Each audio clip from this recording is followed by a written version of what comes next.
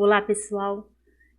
Hoje nós vamos falar sobre a genética do sexo, tá? Até agora, vocês trabalharam com características e doenças que estavam nos autossomos, tá? E então, agora nós vamos ver características e doenças que estão relacionadas aos cromossomos sexuais. Então, vamos lá. Os cromossomos sexuais e a determinação do sexo. Vamos começar por aqui. Vertebrados, a maioria dos invertebrados, as angiospermas, todos esses, as fêmeas apresentam cromossomos XX e os machos XY. As células diploides sempre vão ter 2 autossomos de cada tipo, tá? Então, aqui a representação do cariótipo pode ser essa, tá? 2 cromossomos de cada tipo, que é a dupla de homólogos, diferenciando em XY, se for macho, ou XX, se for fêmea, certo? Na espécie humana, nós temos 46 cromossomos. Dentro desses 46, 44 são autossomos e 2 são cromossomos sexuais. Então, o nosso cariótipo fica assim, 44 indicando o número de autossomos e especificando se é XX, mulher, ou XY, homem. Então, como a mulher tem 2X, ela é chamada de homogamética. Como o homem tem XY, ele é chamado de heterogamético, porque ele vai produzir gametas diferentes. A mulher produz os gametas todos iguais, tá? Em relação ao cromossomo sexual. Então, tá aqui. Mulher 44 mais XX, homem 44 mais XY. Em gafanhotos, baratas, percevejos, a fêmea tem 2 cromossomos sexuais e o macho tem 1. Então, as fêmeas são homogaméticas, tá? Como as que eu falei anteriormente, XX, só que o macho é heterogamético porque ele é X0. Então, é chamado de heterogamético, apesar dessa ausência aqui de um cromossomo sexual, porque os gametas dele, que ele vai produzir, são diferentes. Ele vai produzir gametas que têm o X e vai produzir gametas que não têm nada de cromossomo sexual. Então, são gametas diferentes, por isso, heterogaméticos, tá? Então, olha lá. Você tem, por exemplo, o macho do gafanhoto, ele tem 22 autossomos, tá? Mais o X. No caso da fêmea, ela tem 22 autossomos mais o XX. Aqui, pessoal, nós estamos falando de uma célula diploide. Sofrendo a meiose, o macho vai produzir o gameta com 11 autossomos e nada de sexual. Mas ele também vai produzir um gameta com 11 autossomos e o X, porque como ele é X0, então tem gameta dele que não apresenta o cromossomo sexual e tem gameta que apresenta o cromossomo sexual, que é o X. No caso da fêmea, ela tem 2X, então ela vai sempre produzir o gameta dela com 11 autossomos e um X, tá? 11 autossomos e um X, porque ela tem 2X. Então, na fecundação, o que vai acontecer? Se esse gameta masculino, que não traz o cromossomo sexual, se unir ao gameta dela, que tem o cromossomo sexual da fêmea, então vai ter o X da fêmea e nada de cromossomo sexual no espermatozoide. Portanto, são 22 autossomos mais X, só esse X, macho. Agora, se ocorrer a fecundação entre o cromossomo, o gameta que o macho produziu com o cromossomo sexual mais o da fêmea, então você tem X do macho, X da fêmea, XX. Então tem 22 autossomos mais XX, então é fêmea, certo? Quanto às aves, as mariposas, as borboletas, alguns peixes, as fêmeas são heterogaméticas, ZW, e os machos são homogaméticos, ZZ. Então, olha aqui. Por exemplo, lá a borboleta. O macho produz espermatozoides Z, porque ele é ZZ, então é só Z. No caso da fêmea, ela produz tanto gameta W quanto gameta Z. Então, na fecundação, se unir o Z W é fêmea, se unir o Z Z é macho, certo? Nas aves, a mesma coisa. Então, por exemplo, o número de cromossomos da galinha aqui é 78. Então, ela tem 76 autossomos mais EZ, o macho. 76 autossomos mais EW, a fêmea. Então, também, os gametas dele só tem Z. Então, vai ter 38 autossomos mais E. Os gametas dela, 38 autossomos mais E e 38 autossomos mais W, porque ela é heterogamética, ela produz dois tipos de gametas. Então, na junção, se unir o dele, que é Z, com o dela, que é Z, vai produzir macho, ZZ. Se unir o gameta dele, que é Z, com o gameta dela, que é W, ZW, é fêmea, certo? Tem agora outros tipos de determinação do sexo. Então, por exemplo, nas abelhas acontece a partenogênese, onde o macho é haploide e a fêmea é diploide. Então, olha só, o zangão tem 16 cromossomos. A rainha tem 32, certo? Então, fazendo a meiose, ela vai ter um gameta com 16 cromossomos. Ele é haploide, ele não faz a meiose para produzir o gameta dele. Então, ele é 16, ele tem 16 em todas as células dele, e o gameta é uma célula com 16 também, certo? Então, ele produziu aqui, ó, 16 e a rainha também produz 16. Só que qual é a diferença? O que é partenogênese? É o seguinte, se esse gameta que a rainha produziu não for fecundado, vai originar o macho. Por isso que ele é haploide, porque ele só carrega características do gameta da mãe. Ele não tem pai, não existiu fecundação. Agora, quando ele produz os gametas dele, tá?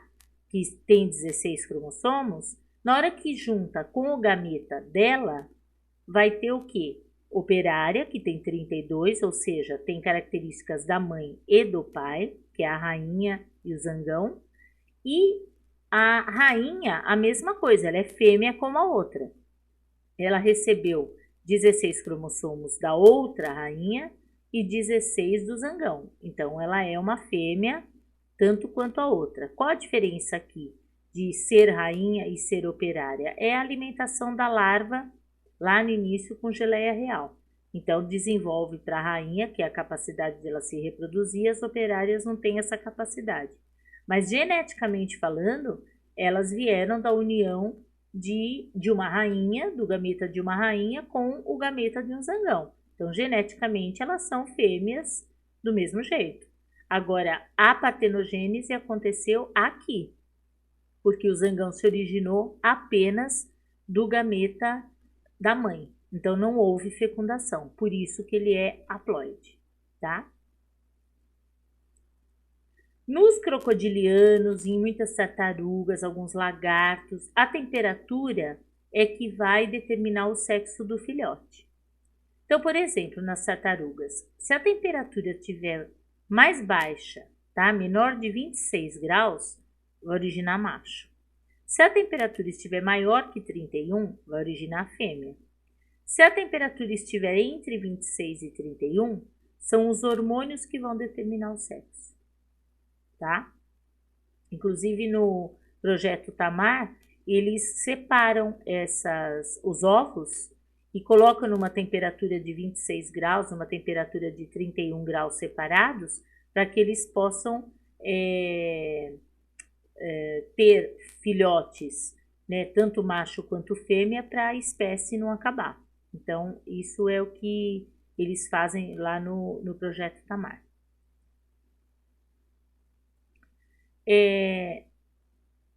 A herança, quando ela é ligada ao cromossomo X, então como que isso é determinado, tá? Porque aqui a gente está comentando que ela pode ser só do X, nós vamos falar também do Y, ela pode ser só do Y, tá?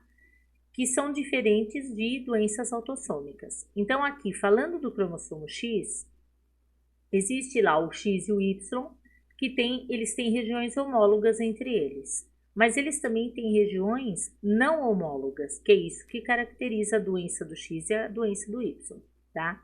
Então, ocorrendo mutações nesses genes, tá? Vai acontecer distúrbios, como, por exemplo, os mais comuns, daltonismo e hemofilia, que são ligados ao cromossomo X. Então, os genes situados na região não homóloga ao Y são genes ligados ao sexo, ou seja, são do cromossomo X. Então, é uma região que não é homóloga ao Y, certo? Então, por exemplo, ó, aqui você tem o cromossomo X e aqui você tem o cromossomo Y. Essas regiões de cima são homólogas a eles, mas essa região de baixo não é.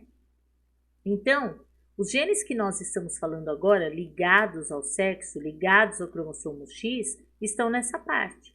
Então, é uma parte que não é homóloga ao Y, por isso que é do X. Depois nós vamos falar de genes relacionados a essa parte, então são genes restritos ao cromossomo Y, porque estão nessa parte do Y que não é homóloga ao X, tá? Esses alelos, eles podem aparecer em dose dupla nas mulheres, porque ela pode ser homo ou heterozigótica. No caso do homem, não, sempre em dose simples, e ele é chamado de hemizigótico nesse sentido, porque ele só tem um X. Então, ou o X dele é normal, ou o X carrega o gene para normal, ou o X dele carrega o gene para doença. E acabou, é uma coisa ou outra. Não tem isso de homo ou heterozigoto. Então, por isso, essa definição de hemizigótico. Então, por exemplo, se tem um determinado alelo, tá? Na população onde a frequência é de 10%. A frequência no macho vai ser de 10%, porque ele tem um X que carrega esse gene, por exemplo, de uma determinada doença. No caso da fêmea, ela tem que ter, para ser doente, o gene nos 2X dela. Então, 10 vezes 10, você tem 1%. Então, por isso que nas fêmeas, a porcentagem é bem menor, tá? Não que ela não exista, ela existe, ela pode ter a doença? Pode, mas é muito mais difícil, tá?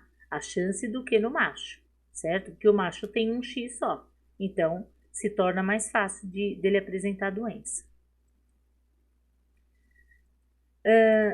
Quanto ao daltonismo, o problema é na visão das cores, tá? Então, nós temos pigmentos que são sensíveis à luz lá nos cones. Cones são células que ficam na retina, no globo ocular, tá? Então, são 3 tipos de cones, vermelho, verde e azul, certo?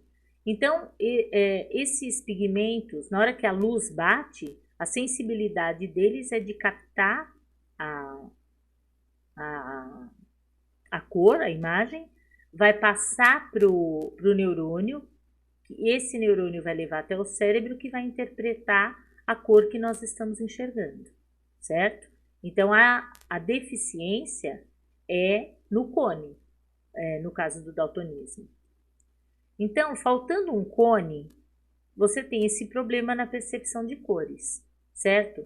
Se for num gene autossômico, o problema é no cone azul.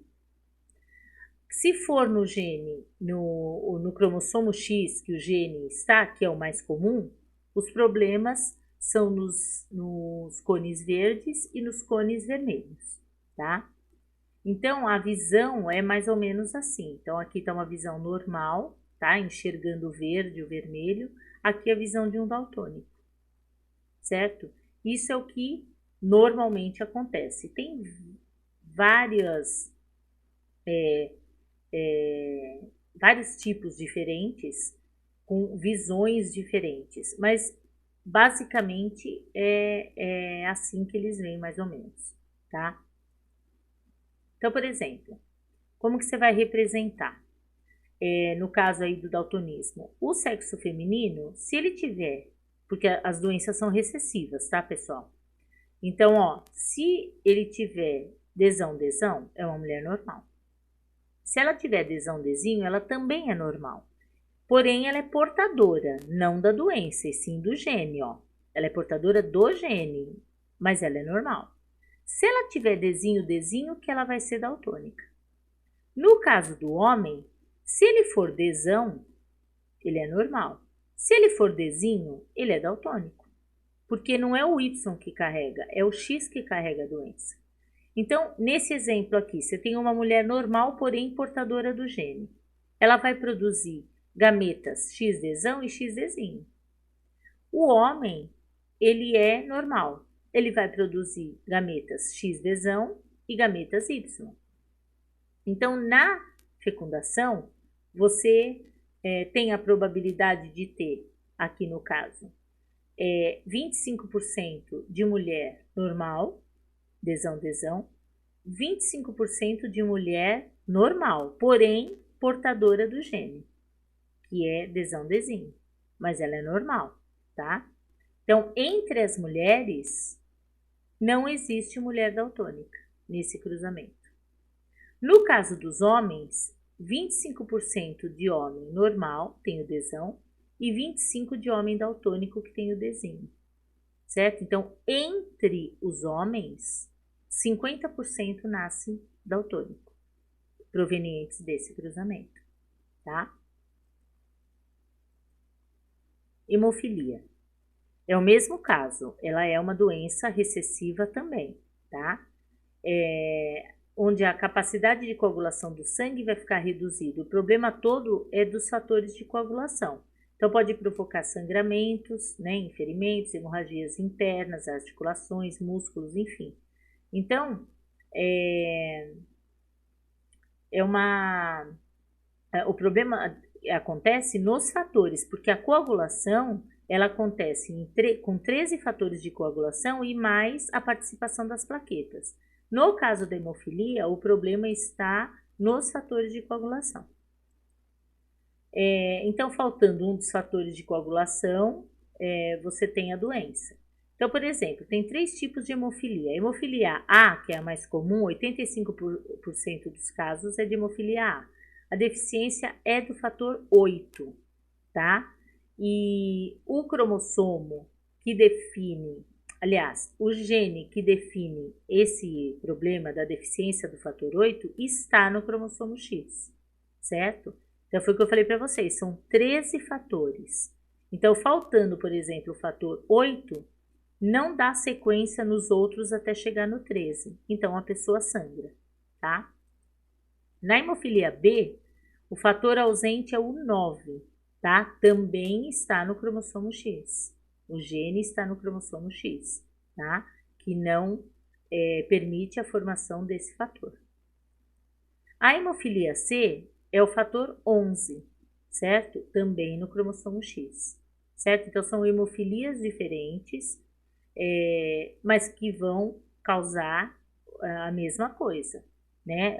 O sangramento por dificuldade na coagulação do sangue, apesar de ter as plaquetas. Então, 6 em cada 10 mil homens tem daltonismo e hemofilia também. Então, a proporção aqui é a mesma, tá? É o mesmo raciocínio, são doenças ligadas ao cromossomo X, são doenças recessivas e a proporção é a mesma para as duas, tanto para o daltonismo quanto para a hemofilia. Então, você tem aqui o mesmo raciocínio lá, como eu falei, só que lá nós falamos D, né, de daltonismo, aqui nós estamos falando H de hemofilia, mas o raciocínio é o mesmo. Então, no sexo masculino, se ele tiver o Hzão, ele é normal. Se ele tiver o Hzinho, ele é hemofílico. Na mulher, ela é normal, sendo homozigota e normal sendo heterozigota. Só que essa mulher, ela é normal, porém portadora do gene e não da doença. Para a mulher ser hemofílica, ela tem que ter os dois genes Hzinhos nos 2X que ela tem, tá? Então, nesse heredograma aqui, por exemplo, tá? Tá mostrando aqui dois homens hemofílicos. Então, ele é XHzinho Y, certo? Aí, essa mulher é normal. Só que eu não sei se ela é homozigota ou heterozigota. Eu sei da filha. A filha com certeza é heterozigota por causa do pai, tá? E também, além de você perceber isso aqui, você também percebe que ela é heterozigota por causa desse filho. Então, foi ela que passou o XHzinho para esse filho, certo? Esse homem você tem certeza, porque ele é normal, esse, então ele é XHzão Y. E essas duas mulheres, fica a dúvida se elas são homo ou heterozigotas, porque elas são normais, então elas podem ser homo ou hétero, tudo bem? Agora nós vamos falar das heranças restritas ao cromossomo Y. Então, ele é muito pequeno, ele porta 78 genes, e ele tem um gene específico para desenvolver órgãos masculinos e para produzir a testosterona, que é o hormônio sexual masculino que vai dar as características sexuais do homem, né?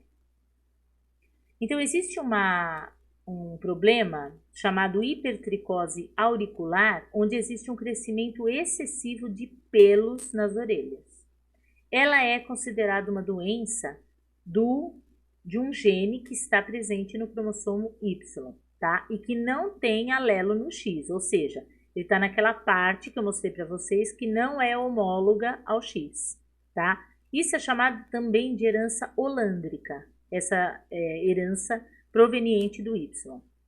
Mas existe aí uma controvérsia sobre esse gene estar só no Y, ou ele também pode estar no autossomo, ou dependendo da família, ele pode estar em ambos, tanto no autossomo quanto no Y, tá? Então, isso aqui ainda não foi resolvido, existe essa controvérsia, tá? O que normalmente se sabe é que está relacionado ao Y.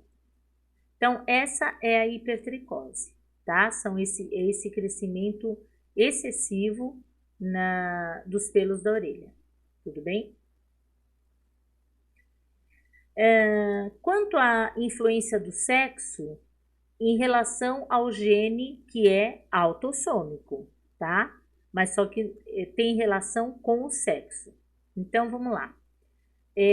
Tem lá o sexo do indivíduo. Esse sexo do indivíduo, ele pode modificar essa expressão do gene. Um exemplo característico é a calvície. Pode existir a calvície por fatores ambientais, mas na maioria das vezes ela é determinada pela genética. Então, na presença de testosterona, que é o hormônio sexual masculino, esse alelo para calvície ele vai agir como um gene dominante. Na ausência da testosterona, esse alelo vai ter uma expressão recessiva, ele vai agir como um gene recessivo. Então, olha só, você tem lá, o homem calvo, ele é cesão-cesão, mas ele também é cesão-cesinho. Então, para ele ser normal, ele tem que ser cesinho-cesinho. No caso da mulher, para ela ser calva, ela é cesão-cesão, e só. Ela é normal sendo cesão-cesinho e ela é normal sendo cesinho-cesinho. Então, olha, num heredograma assim, aqui estão os calvos, né? E essa mulher não calva. Então, vamos pensar. Essa mulher calva, você já sabe que é cesão-cesão. É a única possibilidade. E essa também. Agora, esse homem, ele pode ser tanto cesão-cesão quanto cesão-cesinho. Mas, como ele teve essa filha ela é cesão, porque a mãe é cesão-cesão, tá? Mas ela é cesão-cesinho. Ela poderia ser Czinho, Czinho? Poderia. Ela seria normal do mesmo jeito. Só que ela é filha de uma mãe Czão, Czão. Então, ela não pode ser Czinho, Czinho. Você tem certeza que ela é Czão, Czinho. Então, de onde veio esse Czinho? Do pai. Então, o pai, ele tem Czão, Czinho, que ele é calvo. Tá? Agora, este homem, esse filho, ele é Czão, ele pode ser Czão, Czão, ou ele pode ser Czão, Czinho. Ele é Czão porque veio da mãe, aqui. E o pai tem tanto Czão quanto Czinho. Então, no caso desse filho, tá? Ele pode ser tanto Czão, Czão, quanto Czão, Czinho. Certo? Então, esse não dá para definir. Agora, os outros, dá para definir o genótipo. Tudo bem? Então, a calvície é uma doença autossômica, porém, ela tem influência no sexo por conta dos hormônios. Tudo bem? Alguns genes, uma curiosidade aí, alguns genes que estão nos autossomos, eles são expressados somente em um dos sexos. Um exemplo disso é a produção do leite, que é limitada às fêmeas. Então, são genes que vão se expressar somente nas fêmeas, nesse caso, tá? Mas estão nos autossomos também. Para analisar o heredograma agora, então é o seguinte, vocês até agora fizeram heredigramas com características ou doenças autossômicas, certo? Então agora vocês têm que analisar o heredograma para saber se a doença é autossômica, se a doença é restrita ao Y ou se ela é ligada ao X, tá? Normalmente nós dizemos assim, ligada ao cromossomo X, restrita ao cromossomo Y ou autossômica, tá? Então, olha lá, você está vendo esse heredograma. De cara, você olhando, você percebe que só tem homens afetados. Se só tem homens afetados, você pensa numa herança restrita ao Y, de cara, só olhando. Só que para ser restrita ao Y, por exemplo, quem passou essa doença para ele? O pai. Então, o pai também teria a doença, tá? Então, aqui é a mesma coisa. Quem passou essa doença? O pai, porque se é um problema do Y, é só o pai que passa. E aqui não está, esse homem não é doente. Então, já descarta a possibilidade de ser restrita ao Y. Pode ser autossômica? De você colocar, casal igual, filho diferente? Pode. Só que o que não caracteriza ser autossômica é porque só homem que tem a doença. Então, estranho, na autossômica você tem homens e mulheres. Então, você descarta essa possibilidade de ser autossômica. Sobrou a possibilidade de ser ligada ao X. Resta saber se é uma doença dominante ou uma doença recessiva. Então, se fosse uma doença dominante, por exemplo, esse homem seria X-azão, vamos representar por A, X-azão Y. Concorda que se a doença fosse dominante, a filha dele também teria doença? Porque ele passaria o X-azão. E aí, basta ela ter um X-azão, ela já seria doente. E aqui ela não está, ela é normal, não está mostrando que ela é doente. Portanto, sobrou o quê? A doença ligada ao cromossomo X recessiva. Então, vamos pensar. Ele é um X azinho Y. Então, essa filha nasceu normal, por quê? Porque ela recebeu o X azão da mãe e o X azinho dele. Então, ela é normal, portadora do gene, mas é normal. Então, no caso aqui, quem passou a doença pro homem, pro filho, foi a mãe, tá? Então, a mãe é heterozigota, tanto quanto a filha, só que elas são normais. Então, isso caracteriza uma doença ligada ao cromossomo X, porém recessiva. Aqui, a mesma coisa, tá? Então, o pai passou o Y, quem passou o X azinho aqui é a mãe. Então, a mãe é heterozigota. Aqui, a mesma coisa, certo? Então, assim que vocês vão, a partir de agora, analisar o heredograma, certo? Porque agora vocês finalizaram. Vocês já viram os autossomos e viram os cromossomos sexuais. Então, pela análise do heredograma, dá para saber que tipo de doença que vocês estão analisando, ou característica, tá? Então, um exemplo aqui, né? Agora, continuando o que eu falei no heredograma. Se é uma doença ligada ao X, então, se ela for recessiva, ela vai ser transmitida de um homem afetado para as filhas, mas não para os filhos. Então, gente, eu não estou dizendo que o homem está transmitindo a doença, eu estou dizendo que ele está transmitindo o gene da doença. Então, no caso aqui para as filhas, essas filhas poderão ser doentes? Poderão, mas vai depender do gene que a mãe está mandando. Falando só do pai, como nós analisamos lá, o pai vai passar o gene da doença para as filhas, mas para os filhos não. Por quê? Porque o homem manda Y para o filho. E o Y não tem nada a ver aqui com a doença que nós estamos falando, tá? Nós estamos falando de doença relacionada ao X. Se for dominante, aí as filhas de homens afetados sempre vão ter a doença. Foi aquele exemplo que eu dei. Então, se o homem é X razão Y, ele vai passar o X razão. Para essa mulher, para essa filha, bastou ela ter um X razão que ela já é doente. Isso se for um gene dominante dessa doença. Tudo bem? Bom, pessoal, é isso que eu tinha para falar para vocês, tá? Eu espero que vocês tenham entendido e até a próxima aula. Um beijão. Tchau, tchau.